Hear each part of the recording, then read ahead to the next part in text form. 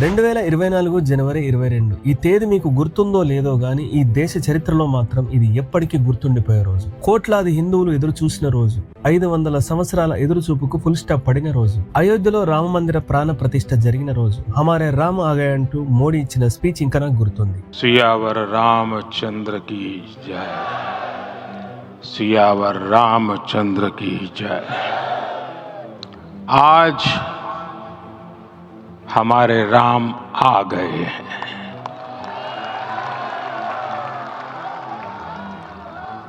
सदियों की प्रतीक्षा के बाद हमारे राम आ गए हैं।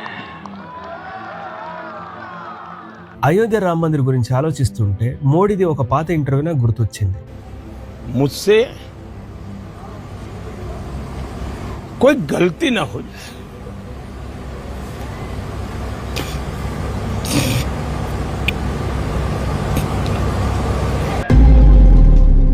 ఆయన యాక్టింగ్ చూశారు కదా, ఆస్కర్ జస్ట్ మిస్ ఆయనకి. రామ్ మందిర్ విషయంలో ఏదైనా తప్పు జరుగుతుందేమో అని భయంతో కూడిన భక్తితో వచ్చిన ఎమోషనల్ ఫీలింగ్స్ అవి. అప్పట్లో అంత డ్రామా చేశాడనమాట. ఈ రోజు అదే రామ మందిరంలో ఇంత పెద్ద స్కామ్ బయటకు వస్తే మరి సనాతనికి ఇప్పుడు ఎందుకు ఏడుపు రావట్లేదు, ఇప్పుడు ఎందుకు మాట్లాడట్లేదు దీని గురించి? ఒక ట్వీట్ కూడా పెట్టడం చేత కావట్లేదు మోడీకి. మామూలుగా అయితే మై ఫ్రెండ్ డొనాల్డ్ ట్రంప్ అని ట్వీట్ చేస్తాడు, ఆ షేమ్లెస్ ధర్మేంద్ర ప్రధాన్ బర్త్డే కి ట్వీట్ చేశాడు, మెలోనికి మెలోడిచ్చి ట్వీట్ చేస్తాడు. ప్రతి పనికి మాలిన దానికి ట్వీట్ చేసే మోడీకి అయోధ్య రామ మందిరం గురించి మాట్లాడడానికి మాత్రం మాటలు రావట్లేదు. నార్మల్ గా అయితే అసలు కొంతమందికి ప్రతి చిన్న విషయానికి మనోభావాలు దెబ్బతింటాయి. అలాంటిది ఈ రోజు రాముడి పేరు మీద వచ్చిన చందాలు మాయమయ్యాయి, బంగారం మిస్ అయింది, వెండి కనిపించట్లేదు. చెప్పాలంటే రాముడిని పట్టబగలు నిట్ట నిలువున దోచుకున్నారు. అయినా కూడా ఎవరి మనోభావాలు దెబ్బతినట్లేదు, ఎవరికి ఏడుపు రావట్లేదు. అసలు ఇంత పెద్ద దొంగతనం జరిగితే దీని గురించి కనీసం ఎవరు మాట్లాడట్లేదు. ఎందుకు? చేసిన వాళ్ళు మన వాళ్ళేనా? రాముడి పేరు మీద రాజకీయాలు చేసే బీజేపీ హయాంలో, రామరాజ్యం అని చెప్పుకునే యోగి ప్రభుత్వంలో ఇంత ఘోరంగా రాముడిని లూటీ చేస్తారని నేను కలలో కూడా అనుకోలేదు. ఎంత రాజకీయం చేసినా దేవుడు అంటే భయం భక్తి ఉంటది కదా, కనీసం ఇంత నీచానికి దిగజారుతారని మాత్రం నేను అస్సలు అనుకోలేదు. కానీ కలియుగం కదా, రాముని కూడా వదిలిపెట్టట్లేదు. అప్పట్లో మొహమ్మద్ గజని సోమనాథ్ ఆలయాన్ని లూటీ చేశాడని చదివినప్పుడు ముస్లిమే కదా, అందుకే మన ఆలయాలను దోచుకుంటున్నాడని అనుకున్నాను నేను. మరి హిందుత్వం ముసుగులో ఉన్న ఈ మొహమ్మద్ గజనీలు అయోధ్య రామ మందిరాన్ని దోచుకుంటున్నారు. 100,000 లాంటి చిన్న చిన్న దోపిడీ కాదు, ఏకంగా 200 కోట్ల డొనేషన్ దోపిడీ.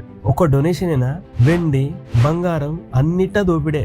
పైగా అయోధ్య రామ మందిర్ ల్యాండ్ విషయంలో కూడా దోపిడీ జరిగింది. అసలు దీన్ని దోపిడీ అనాలా, దొంగతనం అనాలా, ఏమనాలో నాకు అర్థం అవ్వట్లేదు. అయోధ్య రామ మందిరంలో అసలు ఏం జరిగింది, వచ్చిన డొనేషన్స్ ఏమయ్యాయి, ఎంత బంగారం మిస్ అయింది, ఎంత వెండి మిస్ అయింది, ఇంకా ఏమేమి మిస్ అయ్యాయి, ల్యాండ్ విషయంలో అసలు ఏం జరిగింది, అసలు ఈ విషయం బయటకు ఎలా వచ్చింది, దీని గురించి మోడీ ఏమన్నాడు, యోగి ఏమన్నాడు, FIR ఎవరి మీద అయింది, ఎవరిని అరెస్ట్ చేశారు, ఎవరిని కాపాడుతున్నారు, ఇవన్నీ మనం ఈ వీడియోలో డీటెయిల్డ్ గా మాట్లాడుకుందాం.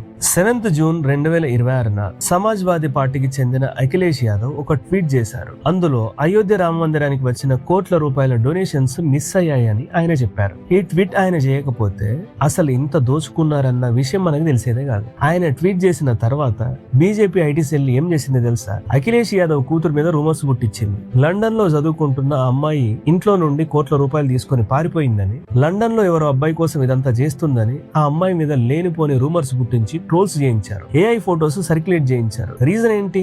అయోధ్యలో జరిగిన స్కామ్ గురించి అఖిలేష్ యాదవ్ పెట్టిన ట్వీట్.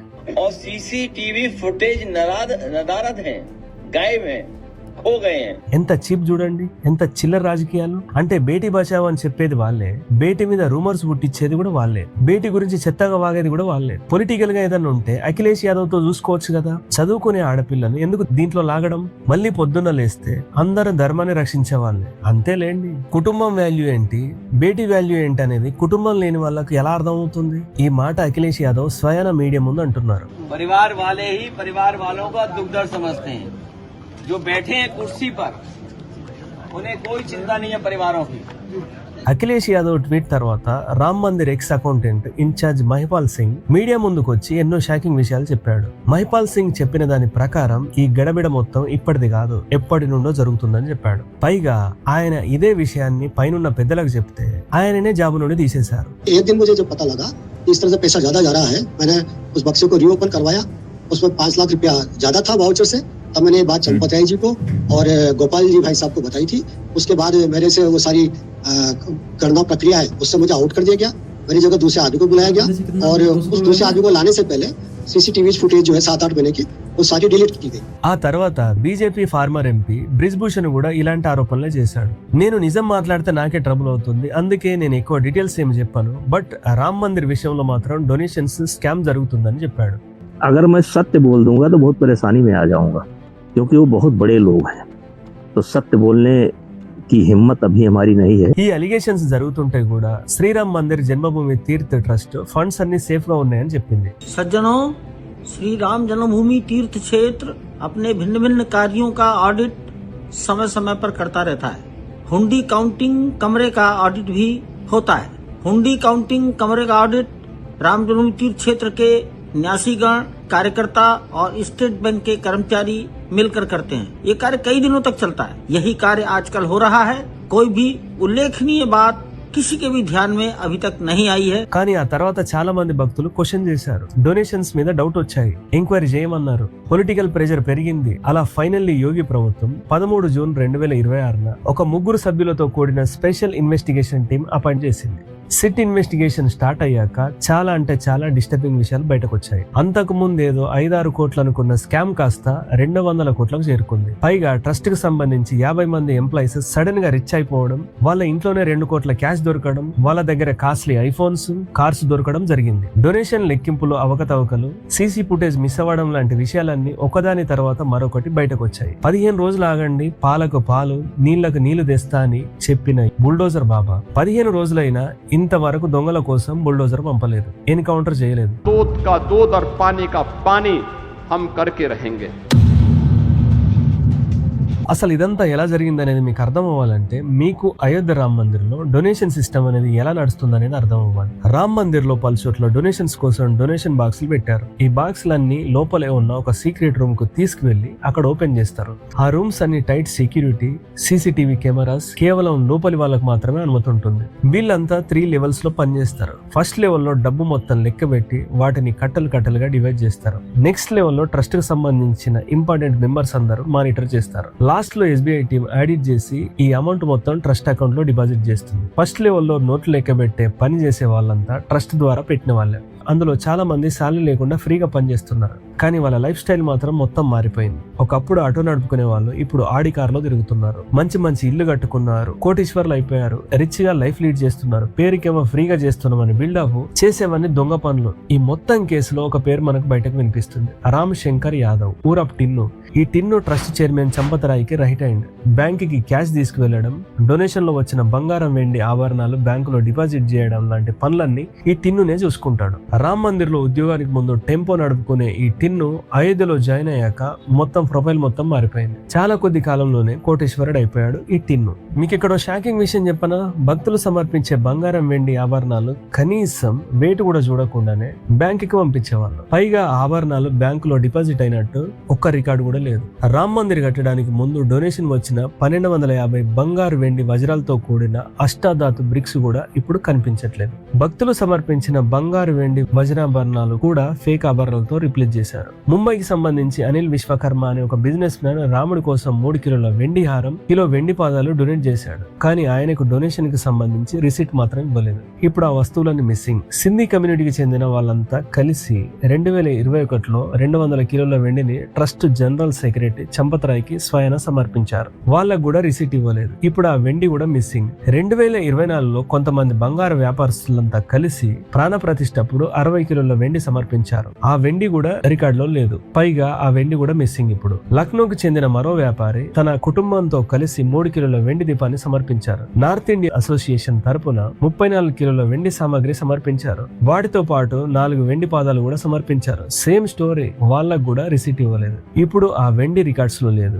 డాక్యుమెంట్స్ లో లేదు, ఫిజికల్ గా కూడా లేదు. నేను చెప్పేవన్నీ మొత్తం వస్తువుల లెక్క కాదు, నేను చెప్పేది మొత్తం స్టోరీ కూడా కాదు. జరిగిన దాంట్లో ఇదంతా కేవలం ఒక పార్ట్ అంతే. మిస్ అయిన వెండి, బంగారం, వజ్రాభరణాలు కేవలం కొన్ని వస్తువులు మాత్రమే. అయోధ్య రామ మందిరంలో ఎంత పెద్ద లూటీ జరిగిందనే దానికి ఇవన్నీ జస్ట్ శాంపిల్స్ మాత్రమే. పోనీ కేవలం డొనేషన్స్ విషయంలో ఇలా జరిగిందా అంటే లేదు. ల్యాండ్ విషయంలో కూడా అవకతవకలు జరిగాయి. అంటే అర్థం చేసుకోండి, రామ్ మందిర్ కట్టక ముందు నుండే దోపిడీ మొదలెట్టేశారు పెద్ద మనుషులు. Aam Aadmi party MP Sanjay Singh submit చేసిన డాక్యుమెంట్స్ ప్రకారం ట్రస్ట్ కర్త చంపత్ రాయ్ 2014లో 3 కోట్ల విలువైన నజుల్ ల్యాండ్ ను 24 కోట్లకు కొన్నాడు. అంటే ఆల్మోస్ట్ 800% ఎక్కువకి కొన్నాడు. అది కూడా నజుల్ ల్యాండ్. నజుల్ ల్యాండ్ అంటే ఏంటో నేను చెప్తాను మీకు. నజుల్ ల్యాండ్ అనేది స్టేట్ ఓన్ ల్యాండ్. దాన్ని మామూలుగా అయితే ఎవరికి అమ్మరు, కేవలం లీజ్ కి ఇస్తారు. బట్ ఓనర్షిప్ మాత్రం ప్రభుత్వం దగ్గర ఉంటుంది. మరి అలాంటి ల్యాండ్ అసలు చంపత్ రాయ్ ఎలా కొన్నాడు అనేది పెద్ద క్వశ్చన్. అది కూడా 800% రేట్ ఎక్కువ పెట్టి మరి కొన్నాడు. 2021లో మరొక ల్యాండ్ ను ఇద్దరు బిజినెస్ మ్యాన్లు 2 కోట్లకు కొన్నారు. అదే ల్యాండ్ ను జస్ట్ 10 నిమిషాల్లో 18.5 కోట్లకు ట్రస్ట్ కర్త చంపత్ రాయ్ కొన్నాడు. 10 నిమిషాల్లో 2 కోట్ల ల్యాండ్ 18.5 కోట్లు ఎలా అయిందనేది చంపత్ రాయ్కే తెలియాలి. మరి దాని గురించి అడిగితే కూడా 2 కోట్లు అనేది పాత రికార్డ్స్ ప్రకారం ధర, మార్కెట్ వాల్యూ 18.5 కోట్లు అని చెప్పాడు. ఇక్కడ ప్రాబ్లం మార్కెట్ వాల్యూ కాదు కదా. 10 నిమిషాల్లో ల్యాండ్ ఓనర్స్ మారడం, ల్యాండ్ ఓనర్స్ తో పాటు మార్కెట్ రేట్లు కూడా మారడం అనేది ఇవన్నీ ఒకదానికి ఒకటి పొంతం లేకుంటున్నాయి. నవంబర్ 2023లో మరో ల్యాండ్ డీల్ జరిగింది. ఆ ల్యాండ్ డీల్ లో 1.73 కోట్ల ల్యాండ్ ను 29.67 కోట్లకు కొనడం జరిగింది. 1000 రేట్ల కంటే ఎక్కువ మార్జిన్. ఈ డీల్ చేసింది కూడా ట్రస్ట్ సెక్రటరీ చంపత్ రాయ్. అంటే చూడండి, 3 ల్యాండ్ డీల్స్, 3 చంపత్ రాయ్ పేరు. 3 ల్యాండ్స్ ఉన్నదానికంటే ఎక్కువ ధర పెట్టి కొనడం జరిగింది. ఒక పక్క డొనేషన్లు దోచుకుంటున్నారు, మరో పక్క ల్యాండ్ కొనే దగ్గర దోచుకుంటున్నారు. మీకు ఇంకో విషయం చెప్పనా, ఈ చంపత్ రాయ్ స్వయాన విహెచ్పి, విశ్వ Hindu Parishad international president. National కాదు, డైరెక్ట్ ఇంటర్నేషనల్ ప్రెసిడెంట్. విశ్వ హిందూ పరిషత్ గురించి నేను మీకు ప్రత్యేకంగా చెప్పాల్సిన అవసరం లేదు. ఇది ఆర్ఎస్ఎస్ లో ఒక బ్రాంచ్. ఇంకో విషయం ఏంటంటే, ఈ చంపత్ రాయ్ ను అతనితో పాటు మరో 15 మందితో కూడిన శ్రీరామ్ జన్మభూమి తీర్థక్షేత్ర ట్రస్ట్ ను ఏర్పాటు చేయించింది సెంట్రల్ గవర్నమెంట్. ఇంకా క్లారిటీగా చెప్పాలంటే వీళ్ళందరినీ ట్రస్ట్ మెంబర్స్ గా పెట్టింది మోడీనే. सुप्रीम कोर्ट के आदेशों के अनुसार एक स्वायत्त ट्रस्ट श्री राम जन्मभूमि तीर्थ क्षेत्र ट्रस्ट का नाम होगा श्री राम जन्मभूमि तीर्थ क्षेत्र। श्री राम जन्मभूमि तीर्थ क्षेत्र का गठन करने का प्रस्ताव పారిత్ కియా గయా హై. అంటే మోహన్ భగవత్ ఐడియా ఇస్తాడు, మోడీ అమలు పరుస్తాడు. మరి వాళ్ళ ఇష్టమైన వాళ్ళని ట్రస్ట్ లో పెట్టినప్పుడు ట్రస్ట్ లో జరిగే దోపిడితో మోడీకి సంబంధం లేకుండా ఎలా ఉంటుంది చెప్పండి. సరే, మోడీకి సంబంధం లేదు, మోహన్ భగవత్ కూడా సంబంధం లేదు. మరి ఇంత దోపిడీ చేయాల్సిన అవసరం చంపత్ రాయ్కి ఏమొచ్చింది? మీకు ఇంకో విషయం తెలుసా? చంపత్ రాయ్ మీద ల్యాండ్ ఎలిగేషన్స్ వచ్చాయి. అతని రైట్ హ్యాండ్ టిన్ను రామ మందిరంలో డొనేషన్లో స్వాహా చేసినట్టు ప్రూవ్ అయింది. ఇంత జరిగినా కూడా చంపత్ రాయ్ మీద ఒక ఎఫ్ఐఆర్ కూడా నమోదవ్వలేదు. ఎందుకంటారు చెప్పండి? जो लोग रुपया गिन रहे थे काउंटर, उनके ऊपर एफआईआर हो गया। वो उनका क्या मतलब है? वो तो नोट को सीधा करके उसको तक्की लगाते थे, तक्की लगा के उसको गिन के बंडल बनाते थे, रबर बैंड लगाते थे। 8 लोगों का एफआईआर हो गया, वो केवल गिनने वालों के ऊपर हो गया। जो गिनवा रहा था और कहाँ भेजना है कितना तय कर रहा था, उसका कहाँ नाम आया अभी? నిజానికి ఇక్కడ మ్యాటర్ చంపత్ రాయ్ మీద ఎఫ్ఐఆర్ అయిందా లేదా అనేది కాదు, మ్యాటర్ అరెస్ట్ చేయడం కూడా కాదు, మ్యాటర్ ఎవరి పదవికి సంబంధించింది కూడా కాదు, ఇంకెవరి రాజీనామా గురించి అసలే కాదు. ఇక్కడ మ్యాటర్ ట్రస్ట్ ఎంతో నమ్మకంతో, ఎంతో భక్తితో భక్తులు సమర్పించిన వాటిని లూటీ చేసి భక్తుల నమ్మకాన్ని పోగొట్టారు. రాముడి కోసం ఏర్పాటు చేసిన ట్రస్ట్ మీద ఇప్పుడు భక్తులకు ట్రస్ట్ లేకుండా పోయింది.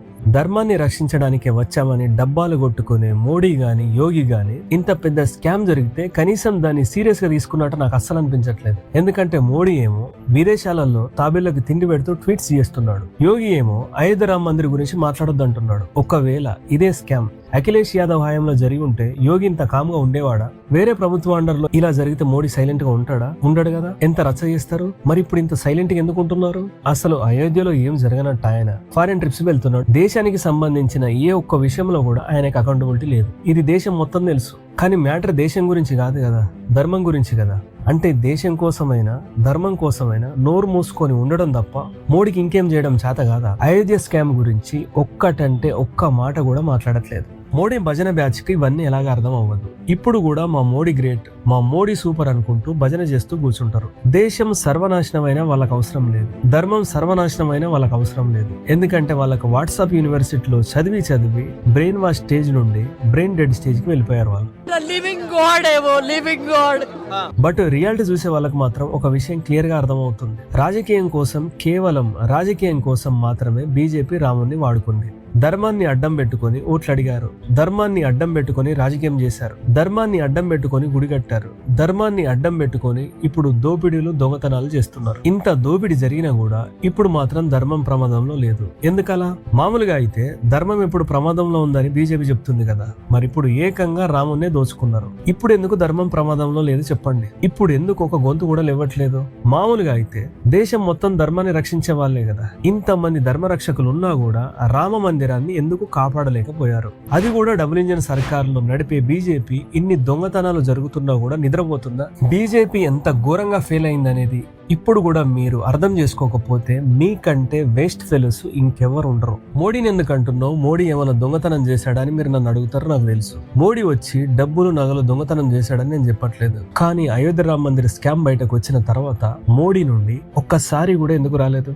ఓల్ అండ్ సోల్ నేనని చెప్పుకుంటాడు కదా, మరి బాధ్యత కూడా తీసుకోవాలి కదా. అయోధ్య స్కామ్ గురించి మోడీ కనీసం టాపిక్ కూడా తీసుకురాడు. మీరు చూడండి, ఎందుకంటే ట్రస్ట్ లో చెంపత్ రాయిని పెట్టింది మోడీనే. ఇప్పుడు చెంపత్ రాయి left hand, right hand, front hand, back hand, top hand, bottom hand వీళ్ళే దొంగతనాలు చేసింది. ఏ మొహం పెట్టుకొని మాట్లాడతాడు? ఇంకా పోనీ అరెస్టులు అయినా సరిగ్గా చేశారా అంటే సముద్రంలో పెద్ద పెద్ద తిమింగలాలను వదిలేసి చిన్న చిన్న చేపలను పట్టుకున్నారు. అయోధ్య రామ మందిర్ లో జరిగిన దొంగతనం గాని, ల్యాండ్ కొనుగోలులో జరిగిన అవకతవకల్లో గాని మెయిన్ గా 3 పేర్లు బయటకు వచ్చాయి: చంపత్ రాయ్, అనిల్ మిశ్రా, గోపాల్ రావు. చంపత్ రాయ్ గురించి మనం ఆల్రెడీ మాట్లాడుకున్నాం. ఆయన ట్రస్ట్ కి జనరల్ సెక్రటరీ. రామ్ మందిర్ లోకి ఈగ రావాలంటే కూడా చంపత్ రాయ్ పర్మిషన్ ఉండాల్సిందే. ఆయనకు సన్నిహితులనే అక్కడ లోపల క్యాష్ కౌంటింగ్ దగ్గర పనికి పెట్టాడు. ఆయన సన్నిహితులందరినీ అరెస్ట్ అయితే చేశారు. వాళ్ళ దగ్గర నుండి 80 లక్షల వరకు రికవర్ అయితే చేశారని చెప్తున్నారు. దొంగలంతా చంపక్ రాయ్కి ఎందుకు సన్నిహితులయ్యారు? ఈ డౌట్ మాత్రం ఎవరికి రావట్లేదు. ఆయన పర్మిషన్ లేకుండా ఈగ కూడా లోపలికి రాదు. మరి కోట్లకు కోట్లు ఎలా బయటకు వెళ్ళాయి అనేది ఇంకో డౌట్. నాకు వచ్చిన ఈ డౌట్ సిట్ వాళ్ళకి ఎందుకు రాలేదు? ఇదే చంపక్ రాయ్ మీద ల్యాండ్ ఎలిగేషన్స్ కూడా ఉన్నాయి. అయినా కూడా ఆ తిమింగలాన్ని ప్రొటెక్ట్ చేస్తారు. మీకు ఇంకో విషయం చెప్పనా? ఈ చంపక్ రాయ్ని ట్రస్ట్ కి సంబంధించిన ఆర్థిక లావాదేవీల గురించి ప్రైమ్ మినిస్టర్ ఆఫీస్ అంటే పిఎంఓ క్వశ్చన్ చేస్తే ఏం చెప్పాడు తెలుసా? రిఫ్యూజ్ చేశాడు. నేను ఇవ్వను పోండి అని చెప్పాడు. పిఎంఓకి కూడా ఆన్సర్ చేయను అంటున్నాడు. అంటే ఈ చంపత్ రాయ్ ఎంత పెద్ద తిమింగలం అనేది అర్థం చేసుకోండి. అనిల్ మిశ్రా ఇతను ఇంకో పెద్ద తిమింగలం. ఇతను కూడా ట్రస్ట్ మెంబరే. చంపత్ రాయ్ చేసిన ప్రతి ల్యాండ్ అగ్రిమెంట్ లో విట్నెస్ ఈ అనిల్ మిశ్రానే. కానీ ఆయన మీద కూడా ఎఫ్ఐఆర్ అవ్వలేదు. గోపాల్ రావు ఇతను కూడా ఇంకో పెద్ద తిమింగలం. ఇతను ట్రస్ట్ మెంబరే కాదు, కానీ ట్రస్ట్ కు సంబంధించి ప్రతి ల్యాండ్ డీల్స్ చేసింది మాత్రం ఈయనే. 10 నిమిషాల్లో ల్యాండ్ రేట్లు ఎందుకు మారాయి? 3 కోట్ల ల్యాండ్ 24 కోట్లు పెట్టి ఎందుకు కొన్నారో ఇవన్నీ ఈయనకు తెలుసు. ఈ తిమింగలం మీద కూడా ఎఫ్ఐఆర్ అవ్వలేదు. ఇన్వెస్టిగేషన్ ఎంత ఇంట్రెస్టింగ్ గా జరుగుతుందని చెప్పడానికి వీళ్ళు ముగ్గురే పెద్ద ఎగ్జాంపుల్స్. चंपत राय, अनिल मिश्रा, गोपाल राव कब जेल जाएंगे?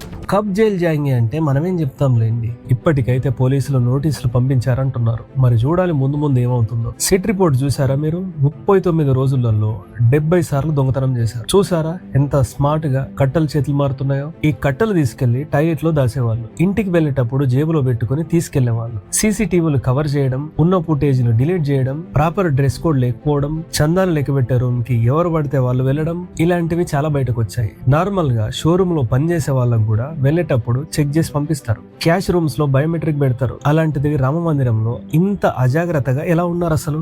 2.5 సంవత్సరాలలోనే 200 కోట్లు మిస్ అయ్యాయి. బంగారం, వెండి, వజ్రాలు, నగలు అన్ని మిస్ అయ్యాయంటే ఒక 5 సంవత్సరాలు ఎవ్వరు పట్టించుకోకపోతే ఏ రేంజ్ లో స్కామ్ చేసేవాళ్ళు మీరే ఇమాజిన్ చేసుకోండి. ఇప్పటికైనా మీరు అర్థం చేసుకోండి. రాముడు వేరు, రాజకీయం వేరు, ఫెయిత్ వేరు, పాలిటిక్స్ వేరు, ధర్మం వేరు, బీజేపీ వేరు. వీటిని కలపకండి, కన్ఫ్యూజ్ అవ్వకండి. భక్తున్న వాళ్ళు దేవుడికి సేవ చేస్తారు, అంతేగాని దేవుడి పేరు చెప్పుకొని ఓట్లు అడగరు. దేవుడి పేరు చెప్పుకొని రాజకీయం చేయరు. దేవుడి పేరు చెప్పుకొని విద్వేషాలు రెచ్చగొట్టరు. దేవుడి పేరు చెప్పుకొని దేవుణ్ణే దోపిడీ చేయరు. మీరు ఈ విషయాన్ని ఎంత త్వరగా అర్థం చేసుకుంటే అంత త్వరగా రాముని పేరు మీద చేస్తున్న రాజకీయ దోపిడీకి మనం చెక్ పెట్టొచ్చు.